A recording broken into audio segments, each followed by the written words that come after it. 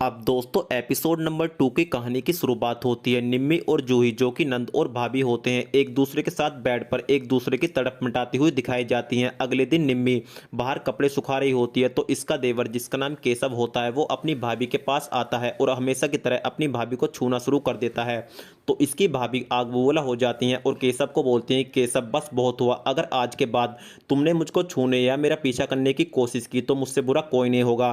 तो केशव अपनी भाभी को बताता है कि भाभी जी ये सब कुछ करने में तुमको मेरे साथ ही प्रॉब्लम आती है, जूही के साथ तो तुमको कोई प्रॉब्लम नहीं आई। इस बात को सुनकर इसकी भाभी चौंक जाती है और अपने देवर को बोलती है कि तुम्हारे पास इसका क्या सबूत है।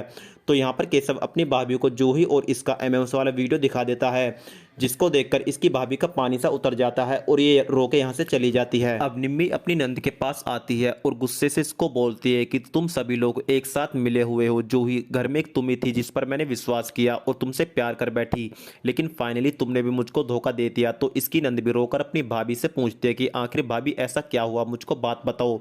तो निम्मी इसको बताती है कि रात जो हम दोनों के बीच हुआ तुमने उसका वीडियो भी शूट कर लिया और वो वीडियो तुमने केशव के हाथ में पहुंचा दिया और केशव इसी चीज़ का मेरे साथ फ़ायदा उठाना चाहता है और वो मुझको ब्लैकमेल भी कर रहा है।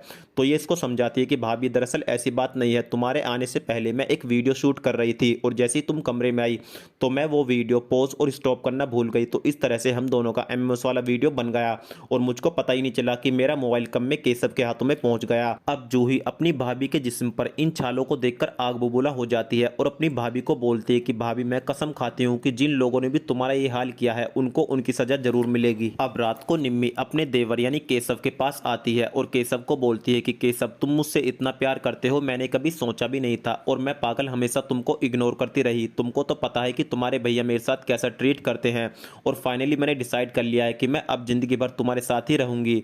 और ये इसको बताती है कि कल मम्मी और पापा मौसी जी के घर जा रहे हैं और तुम्हारे भैया भी लेट आएंगे। और रही जूही की बात तो जूही भी अपनी फ्रेंड के घर ही रुकने वाली है, तो तुम रात को 9 बजे मेरे कमरे में आ जाना। और दोस्तों इतना कहकर जूही यहाँ से चली जाती है और इसके देवर के मन में लड्डू फूटने लगते हैं। दरअसल इसको पता नहीं होता कि अभी इसके साथ क्या होने वाला है। अब केशव रात को 9 बजे अपनी भाभी के रूम में आता है और रूम में आते ही अपनी भाभी पर भूखे शेर की तरह टूट पड़ता है। और दोस्तों इसी चीज का फायदा उठाते हुए इसकी छोटी बहन यानी जूही पीछे से केशव के सिर में कुल्हाड़ी मार देती है जिससे केशव की मौत हो जाती है। अब अगले दिन इसका पति घर में एक पार्टी ऑर्गेनाइज करता है और इस पार्टी में अपने कुछ खास दोस्तों को इनवाइट करता है। तो यहाँ पर ये दोनों नंद और भाभी केशव की लाश के छोटे छोटे टुकड़े करती हैं और उसका मटन बनाकर सभी लोगों को खिला देती हैं, जिसको खाने के बाद इसके दोस्त काफी तारीफ करते हैं और बोलते हैं कि जितनी सुंदर भाभी है उन्होंने उतना ही ज्यादा स्वादिष्ट खाना बनाया है, खाना खाने में मजा आ गया। अब दोस्तों पार्टी खत्म होती है और सभी लोग अपने घर चले जाते हैं और इसका पति भी अपने रूम में आ जाता है।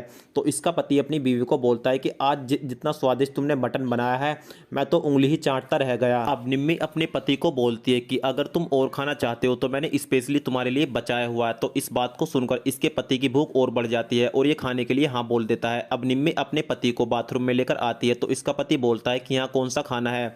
तो इस निम्मी बोलती है कि खुद ही देख लो। अब दोस्तों जब इसका पति अपने छोटे भाई यानी केशव की लाश के टुकड़े टुकड़े देखता है तो इसका सारा जो घमंड है वो चूर चूर हो जाता है और इसी के साथ ये वेब सीरीज यहीं पर समाप्त हो जाती है।